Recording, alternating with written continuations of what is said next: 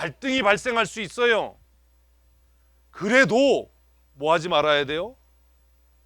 뚜껑 열지 말아야 된다고요. 뚜껑 열리게 하지 말아야 된다. 콩나물 넣고 요리하는데 막 비린내가 나는 거야. 그죠? 그 불안하면 뭐해요? 그 순간 망하는 거예요. 그 요리는. 변화가 시작될 때, 변화를 추구할 때, 변하려고 할 때 우리가 정말 먼저 생각해야 될 건 뭐? 본질. 본질이 뭐냐? 그리고 무엇이 있다? 과정이 있다. 반드시 겪어야 되는 과정이 있다. 그리고 그 변화를 완성시키기 위한 도구가 있어요. 우리 이런 생각 안 해요. 콩나물 넣고 요리를 하는데 비린내가 나니까 비린내를 없애려고 뚜껑 열면 망하는 거예요. 뭐 하면 비린내 없어져요? 기다리면. 뭐가 끝나면? 과정이 끝나면. 우리 교회는 지금 어디에 있어요? 과정에 있어요. 근데 여러 번 뚜껑 연 거예요, 이미. 여러 번 바보짓 한 거예요. 뚜껑 열면 어때야 돼요? 버리고 다시 해야 돼요. 콩나물 들어간 요리를 할 때는 둘 중에 하나예요. 처음부터 뚜껑을 안 닫든지, 뚜껑 덮었으면 끝까지 덮어놓든지. 그래서 열심히 있는 사람들이 망치는 거예요. 게으른 사람은 뚜껑을 열 생각도 안 해요. 그죠? 근데 열심히 있는 사람들이 계속 열어보는 거예요. 네? 어려서 그런 것 때문에 야단 많이 맞았잖아요. 뚜껑 열어보다 엄마한테. 엄마가 없으셨군요, 다. 잊지 말아야 돼요. 변화를 추구할 때 잊지 말아야 될 것 뭐? 본질이 뭐냐? 그리고 그 변화가 시작되면 반드시 거쳐야 되는 뭐가 있다? 과정이 있어요. 과정에는요, 불편함도 있고 두려움도 있고 마땅치 않은 것도 있어요. 그리고 그 변화를 이루어가는 뭐가 필요해요? 도구가 필요해요.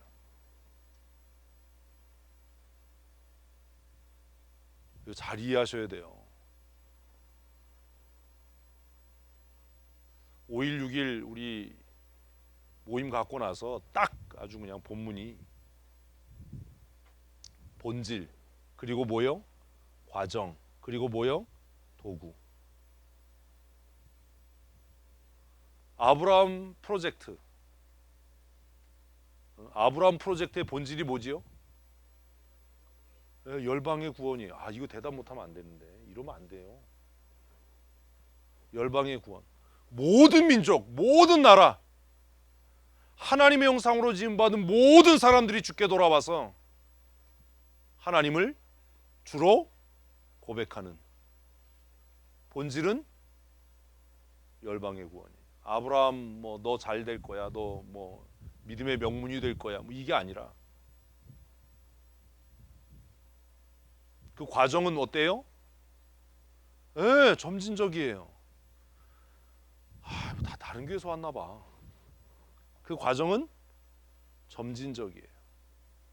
순서가 있어요. 언약이 점진적으로 이루어질 때 뭐 해야 돼요? 인내하고 기다려야 돼요. 그리고 그 과정이 진행되는 상황에 따라서 나도 변해야 돼요. 그리고 그 변화의 시점에 적당한 타이밍에 집어넣어야 할 양념들이 있는 거예요. 똑같은 양념을 넣어도 넣는 순서가 다르면 맛이 다르죠. 요리를 해봤어야 알지. 우린 다 쓸어 넣어 한꺼번에 그냥. 타이밍이 중요한 거야. 안자놈이 아까 얘기했던 타이밍, 그 시점이 중요한 거예요. 지금은 뭐 해야 될 시점이냐? 뭘 먼저 해야 될 시점이냐? 요리의 맨 끝에 넣어야 되는 게 뭐예요? 참기름이에요. 참기름. 이 참기름이 모든 맛을 평정해. 시도 때도 없이 중간중간 넣어야 되는 게 뭐예요? 다시다예요. 이건 모든 사람을 화평케 해. 참기름 제일 먼저 넣으면 왜 안 되지요? 증발해서 맛이 안 나요. 날아가 버리잖아요. 상황에 따라 해야 되는 일이 있고 하지 말아야 되는 일이 있는 거. 하나님의 언약은 점진적입니다. 그러면 하나님의 구원의 도구는 뭐였어요? 아브라함의 후손이었어요. 아브라함 후손만이 아니라 그들은 뭐예요? 도구일 뿐이에요. 우리 교회만 잘 되는 게 목적이 아니에요. 우리는 뭐예요? 도구예요. 제가 성경 많이 알아서 뭐 하겠어요? 저는 그냥 뭐예요? 도구예요. 가르치는 도구예요. 그리고 제 사명이 끝나면 저는 죽어서 흙으로 돌아갈 거예요. 5일날 제가 아주 기가 막힌 소리를 들었어요. 저녁에. 저보고 천년만년 살으래요. 제가 그랬어요. 천년만년 못 산다. 안장로님이 바로 천년만년 못 산다. 우리는 다 뭐예요? 도구예요. 내가 목적이 아니에요. 내가 복받고 내가 잘되고 내 집안이 잘되고 이게 목적이 아니라 나는 뭐에 불과해요? 도구예요. 복의 통로예요. 이게 아브라함 프로젝트예요. 하나님께서 아브라함 불러서 언약을 맺으신 본질적인 목적은 열방을 복주시는 거예요. 열방을 구원하시는 거예요. 그 구원 언약은 뚝딱 이루어지는 게 아니라 어떻게 해요? 수천 년 동안 그들이 순종하고 헌신한 속도에 따라서 그 언약은 점진적으로 이루어져 가는 거예요. 그래서 우리는 복음성가에서 그렇게 얘기해요. 언제요? 주님의 시간에 주 뜻 이루어지길 기다려. 개뿔. 거짓말이죠. 우리는 심지어 그렇게 기도해요. 하나님, 우리가 이런 일 하니 복 주십시오. 개나 줘버려야 될 기도예요. 하나 빠진 거예요. 뭐가 빠졌어요? 주의 때에 주님이 이루고자 하시는 일을 우리가 합니다. 그러니 하나님, 우리를 통해 하나님의 구원의 역사가 나타나게 해주십시오. 아무도 아멘을 안 하는 이 분위기는 뭐지? 아멘. 그게 옳은 거예요. 언제요? 주님의 때요. 뭐가요?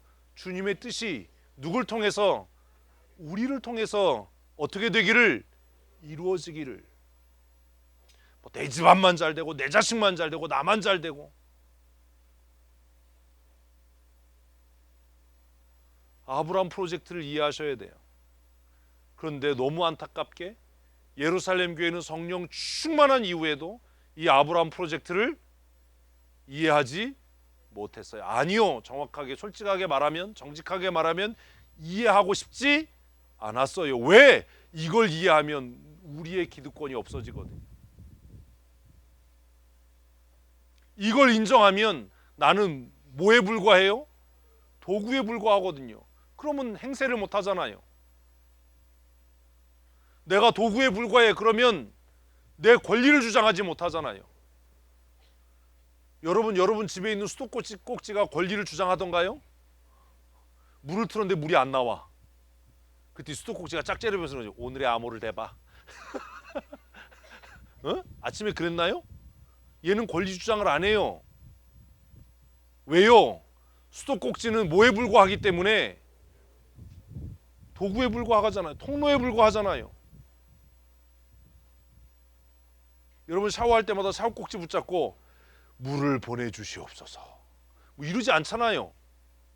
아, 그런 분 계세요? 당연하잖아요. 그리고 샤워꼭지가 깨지면 어떻게 하면 돼요? 버리면 돼요. 왜? 도구에 불과하니까. 얘는 본질이 아니니까. 본질은 그 수도꼭지를 통해서 나오는 물이잖아요. 우리가 본질이 아니에요. 목사가 존중받아야 하는 이유는 딱 하나예요. 그가 뭐 할 때? 도구로 쓰여지고 있을 때. 아이 진짜. 장로로, 권사로, 집사로 존중받아야 하는 이유는 그가 지금 무엇으로? 하나님의 복의 도구로, 복의 통로로 쓰여지고 있기 때문이지. 내가 장로니까 나 아무 일도 안 하는데 장로로 인정해줘. 고장난 꼭지는 어때야 된다고요? 쓰레기통으로 가야 되는 거예요. 여러분, 이거 무서운 이야기입니다. 도구의 역할을 잘 하십시오. 구약의 역사서가 뭔지 아십니까? 이스라엘이 폐기 처분되는 겁니다. 왜 이스라엘이 폐기 처분됐어요? 도구로서의 역할을 안 하고, 못한 게 아니라 안 하고 뭐 한 거예요? 주인의 역할을 하려고 했거든요. 수도꼭지 틀면 물이 나와야 되는데 이놈은 수도꼭지가 트니까 뭐라고 얘기한다고요? 암호를 대봐, 뭐 이런 거죠. 그럼 뭐 하면 돼요? 꼭지 갈면 되지. 네가 본질이 아닌데 목사가 되고 권사가 되고 집사가 되고 장로가 되면 마치 자기가 무엇인 것처럼, 복 자체인 것처럼 주인 행세를 하려고 하는 거예요. 아니에요. 우리는 뭐에 불과하다고요? 도구에 불과해요. 통로에 불과해요. 저도 하나님이 쓰시는 그 사역의 끝이 오면 물러나서 폐기당해야 되는 거예요. 폐기당할 수 있다는 게 얼마나 큰 행복입니까? 그렇게 생각 안 하세요? 그게 얼마나 큰 행복입니까? 천년만년 이런 거 별로 좋은 거 아니잖아요. 그런데 이걸 이스라엘은 깨닫지 못했어요. 그래서 뭐가 생겨요? 갈등이 생기는 겁니다. 이제 시작인데 어떡하지요? 이건 제 죄가 아니라 여러분의 죄예요. 근데 사실 오늘 본문보다 이 시작이 더 중요해요. 우리 교회가 이걸 이해 못하는 거예요, 아직도.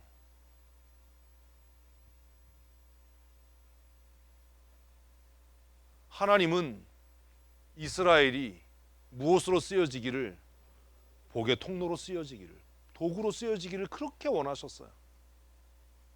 그래서 구약 역사를 거치면서 그들이 열방을 향한 복의 통로로 쓰여지지 못할 때 그 나라를 폐기 처분하셨다니까요.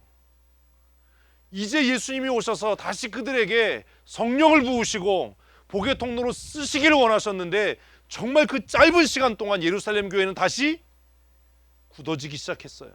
변화를 거부하기 시작했어요. 그러니까 하나님께서 베드로에게 강권적으로 임하셔서 경고하신 거예요. 뭐 하지 않으면, 변하지 않으면 너도 버려져. 변하지 않으면 너 죽어. 그게 보따리, 보재기 환상이에요. 베드로는 어쩔 수 없어서 따라갑니다. 그런데 갔다 오고 나서 문제가 생겼지요. 1절 말씀 읽습니다. 시작. 유대에 있는 사도들과 형제들이 이방인들도 하나님의 말씀을 받았다함을 들었더니, 여기까지는 별로 문제가 없어 보여요. 그지요?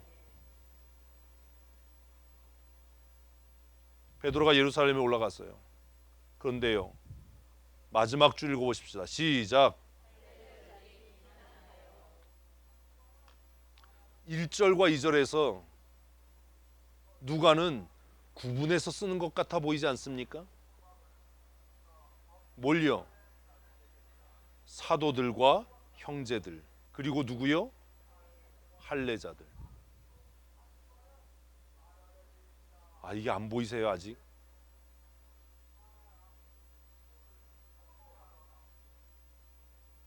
(1절에서) 유대에 있는 사도들과 형제들이 이방인들도 하나님의 말씀을 받았다함을 들었어요.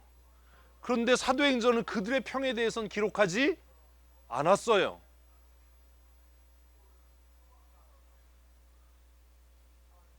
이방인들도 하나님의 말씀을 받았다는 이야기가 들리고 베드로가 예루살렘으로 돌아오기까지는 시간적인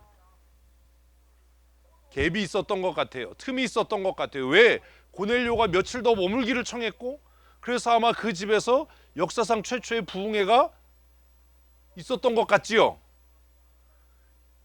그런데 문제가 뭐냐 하면 그 사도들과 형제들과는 구분되어지는 누가요? 할례자들. 우리식으로 말하면 기득권자들. 하나님의 아브라함 프로젝트를 전혀 이해할 마음이 없었던 사람들, 복의 통로로 쓰여지기를 거부하고 그 복을 무엇으로 생각했던, 자기들만의 특권, 자기들만의 기득권으로 생각했던 사람들이 벨르고 있었던 겁니다. 오기만 해봐라, 가만 안 둔다. 네가 그러고도 사도냐? 여러분은 어디에 속합니까? 어디 그러면 이제 이게 누군지를 모르잖아요. 또 우리는 복의 통로로 변화를 위해서 쓰여진 베드로에 속합니까? 아니면 아무것도 변하려고 하지 않고 변화를 추구하지도 않고 앉아서 오기만 해봐라 라고 불편한 마음을 갖고 있는 누구요? 할례자들입니까? 아, 교회가 변해가니 좋아 라고 생각하십니까? 왜 안 하던 짓을 자꾸 하지? 라고 생각하십니까? 다른 교회는 안 그런데 왜 우리 교회는 그러지? 이렇게 불편해 하십니까? 다른 교회가 안 하는 것을 우리 교회가 아니 우리 교회가 희망이 있다라고 생각하십니까? 여러분의 정체가 뭡니까? 다른 교회가 안 하는 것들을 우리 교회가 아니 우리 교회는 변하고 있고 그래서 생명력이 있고 다음 세대를 책임질 희망이 있어라고 생각합니까? 아니면 왜 안 하던 일을 하고 왜 안 하던 일에서 분쟁을 만들고 다툼을 만들고 싸움을 만들고 어려움을 만들지라고 생각합니까? 아, 목사님 수요기도 할 때도 좀 정장하고 넥타이 좀 매세요 라고 생각하십니까?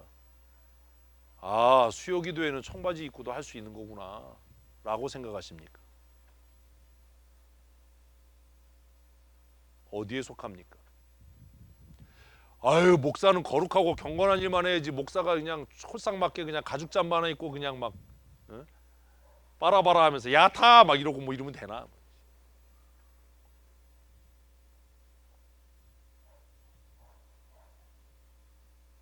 여러분은 어느 쪽이십니까?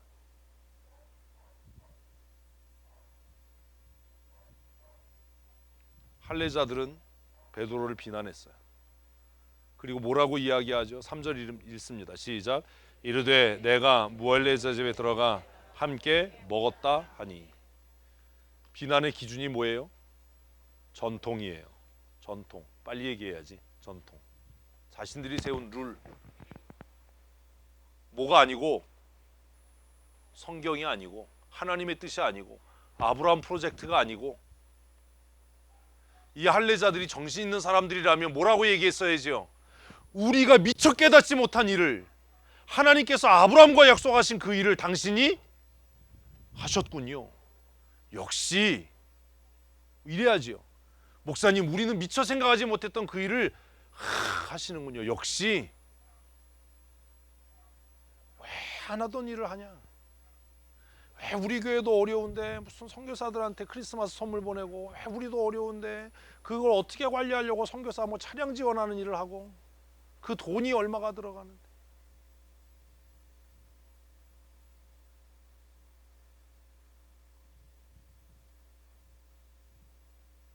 우리가 성경금 다 아는데 무슨 또 돈 걷어서 또 크리스마스 선물을 보내야 되냐?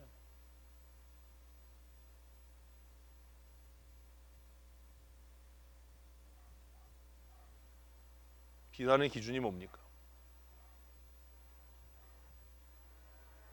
아, 예배당에 십자가 달아야지.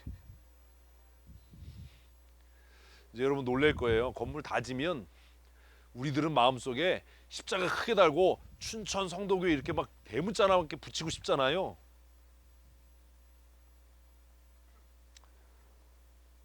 죽을 때까지 그 글을 못 보실 거예요. 모르지 뭐 담임 목사 바뀌면 어떻게 될지. 그냥 크게 써 있을 거예요. 성도 빌딩.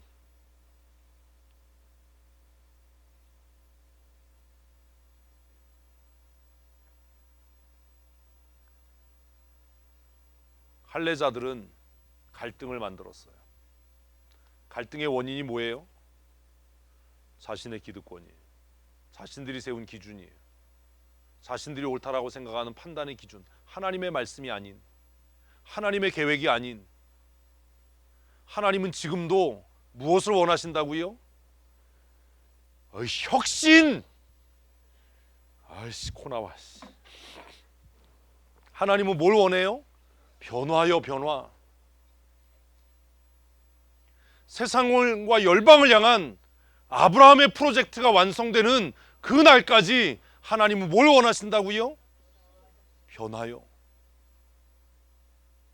이진동 선교사님, 이슬람 신도가 개종해서 예수 믿으면 이거 여자들 쓰는 거 그거 히잡 다 벗어야 되나요? 써도 되나요? 어렵지요. 예? 그게 상황화잖아요, 사실. 내비두는 경우가 있는 게 아니라 사실 그건 본질이 아니에요. 내버려둬도 돼요. 오히려 그가 히잡을 쓰고 히잡을 쓴 여자들 사이에 들어가서 뭐 하는 게 나아요? 복음 전하는 게 나아요. 복의 통로로 쓰여지는 게 나아요. 나도 너처럼 히잡 쓰고 있어. 그런데 나 예수 믿어.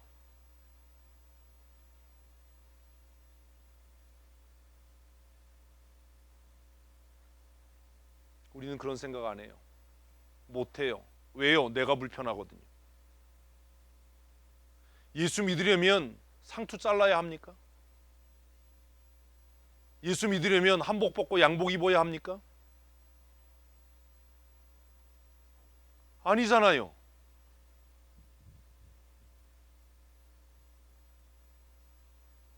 우리가 만든 전통, 우리가 만든 가치, 그게 기준이 아니잖아요. 그래서 예루살렘 교회는 정한 거잖아요. 더 이상 할례 받지 않은 사람들을 할례 때문에 괴롭히지 말자. 무할례자들은 갈등을 조장했어요. 베드로를 비난했어요. 교회를 분열시켰어요.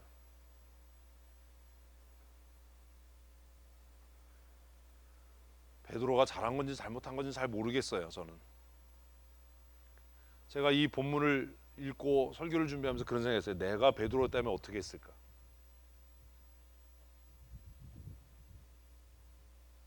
베드로는 어떻게 했죠?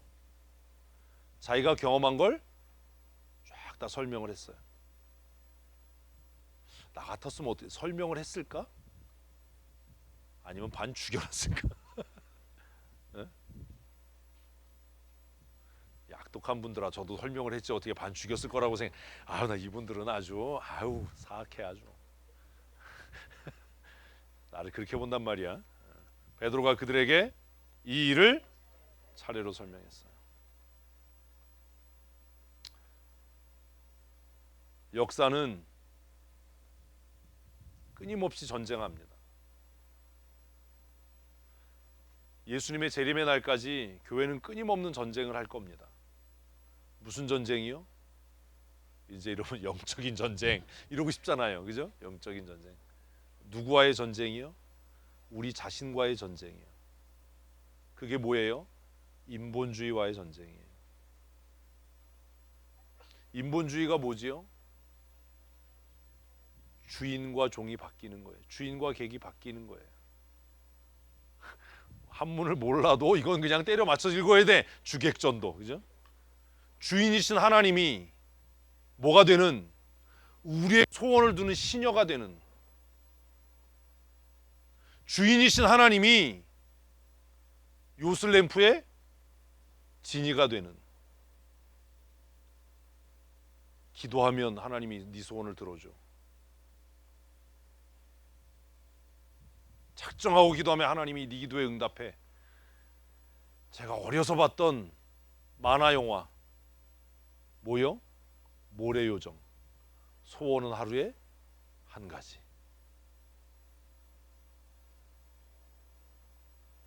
혹시 하나님이 여러분의 진이가 아닌가요?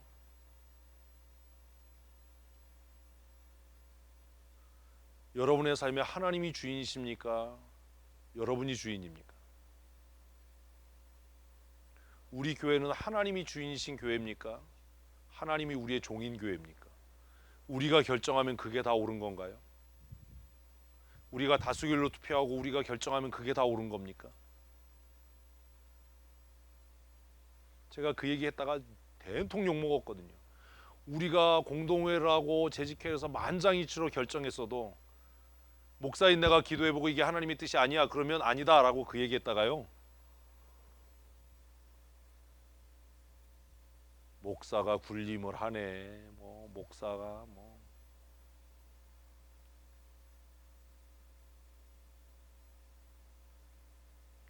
교회는 끊임없이 무엇과 인간이 주인이 되려고 하는 이 세력과 치열하게 전쟁하는 거예요. 여러분, 바벨탑과 교회의 차이가 뭡니까?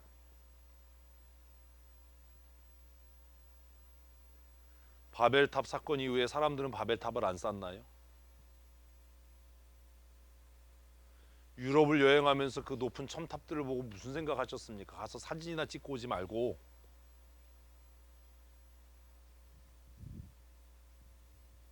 뭐하러 비싼 비행기 값 내고 거기 가서 사진을 찍고 와요? 그냥 합성을 하지. 그 높은 첨탑 보고 무슨 생각하셨습니까? 가끔 그런 생각합니다. 이게 바벨탑인가? 예배당인가? 우리가 짓는 저 건물이 예배당입니까? 우리들만의 또 다른 바벨탑입니까? 그건 뭘 보면 알아요? 누가 주인이냐를 보면 알아요. 하나님이 주인이면 뭐고요? 거룩한 성전이고요. 우리가 주인이면 뭐예요? 바벨탑인 겁니다. 십자가 달았다고 그게 성전은 아닙니다. 우리는 지금 이 전쟁을 하고 있는 겁니다. 세계 복음화 선교의 대장은 누구지요? 하나님이시지요. 근데 지금 사도행전 10장 11장에 오면 누구 같아요? 할례자들 같잖아요. 뭐가 바뀐 거예요? 주인과 종이 바뀐 거예요. 주인과 손님이 바뀐 거예요. 성경 안 읽어요. 기도 안 해요. 성경이 무슨 뜻인지 이해도 못 해요. 그런데 자기가 결정해요. 주인의 뜻은 모르는데 종이 결정해요. 뭐가 바뀌었어요? 주인과 객이 바뀌었어요. 이런 일들은 지금도 무수하게 일어나요.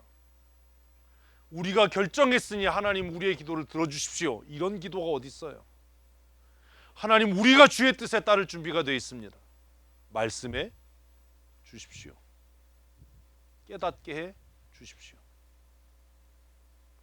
아주 쉽게 설명하면 이런 거예요. 하나님 우리가 농협에서 융자 받으려고 하는데 이게 하나님의 뜻인지 우리의 인간적인 생각인지 깨닫게 해주십시오. 그렇게 기도해 본 분 계세요?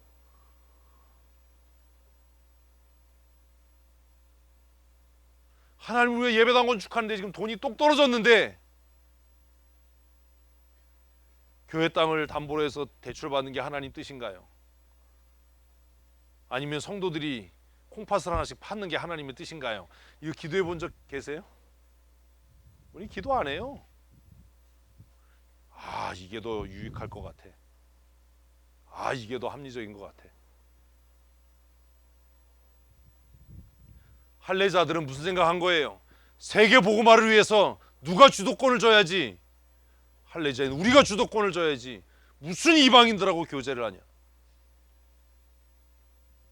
예루살렘 교회를 대표하는 베드로 네가 어떻게 유대인인 네가 할례자인 네가 어떻게 누구의 집에 가서 무할례자의 집에 가서 어떻게 같이 밥을 먹고 교제를 하냐.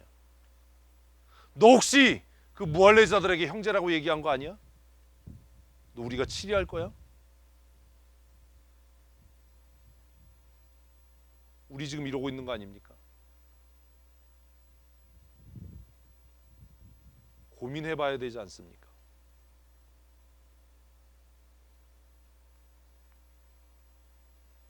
여러분 잊지 말아야 돼요.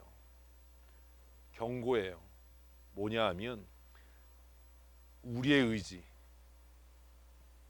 내 생각과 내 뜻은 항상 하나님의 생각과 반대라고 하는 것을 잊지 말아야 돼. 그렇죠?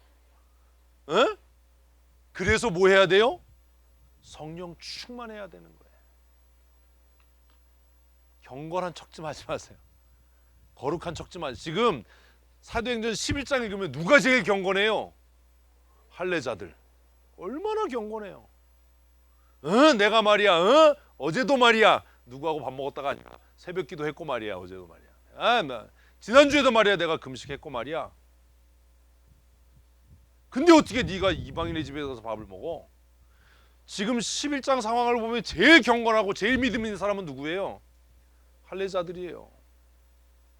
근데 미안하게 하나님의 뜻을 말아먹고 있는 사람이 누구예요? 그 할례자들이에요. 그 열심 있는 사람들이에요. 여러분 이거 잊으면 안 돼요. 자연스럽게 떠오르는 내 생각이나 내 의지나 내 열심은 항상 항상 잊으면 안 된다고. 항상 하나님의 뜻과 반대된다. 그러니까 멈춰야 돼요. 기다려야 돼요. 조급한 사람은 이게 안 돼요. 지금 바쁜데 언제 기다려? 이런 거죠. 가을이 돼서 마당에 낙엽이 잔뜩 떨어졌어요. 미련 곰탱이 같은 종은 어때요? 다 쓸어요. 근데 훌륭한 종은 어때요? 주인 마님, 마당에 낙엽이 잔뜩 떨어졌는데 쓸까요 놔둘까요? 라고 물어요. 누가 진짜 종이죠?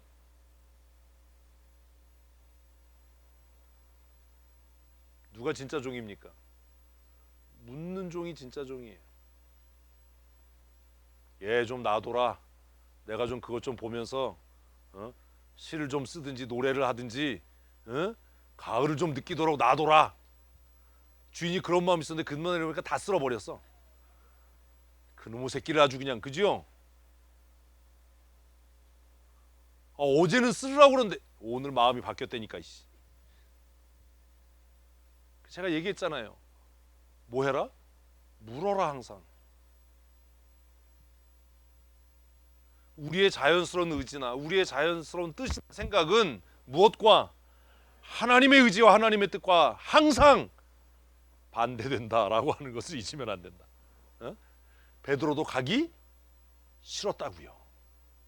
이건 아닌 것 같아. 그래서 그게 보였을 때 뭐라고 했다고? 하나님, 나는 한 번도 부정한 것을 먹은 일이 없어. 이건 내 뜻이 아니에요. 3번 그러니까 어쩔 수 없이 갈라고 했나요? 아니에요. 갈라고도 안 했는데 두려워하지 말고 따라가라라고 해서 간 거지. 그럼 가서 베드로는 설교를 열심히 했을까요? 대충 했을까요? 대충 했을 것 같아. 내용도 별로 없어. 근데 그렇게 대충 했는데 성령이 임하신 거지. 베드로는 길게 해명을 해요. 나 원래 가려고 그랬던 거 아니야. 나 가고 싶은 마음 없었어. 내가 하나님, 나 평생 부정한 거 먹어본 일이 입에 넣어본 일이 없어요 라고 해명까지 했어. 베드로가 해명을 해요. 그죠? 내가 간 이유는 내게 임한 말씀 때문이었다. 그죠? 그리고 또 아울러서 뭘 얘기하죠? 고넬료에게도 그 말씀이 동일하게 임했다. 그래서 그에게 임한 말씀을 얘기해요. 근데 고넬료에게 임한 말씀을 이야기하면서 앞에 없었던 얘기를 한 가지 더 덧붙입니다. 그게 14절이에요. 14절 같이 읽습니다. 그가 너와 내 온 집이 구원을 받을 말씀을 내게 이르리라 함을 보았다 하거늘.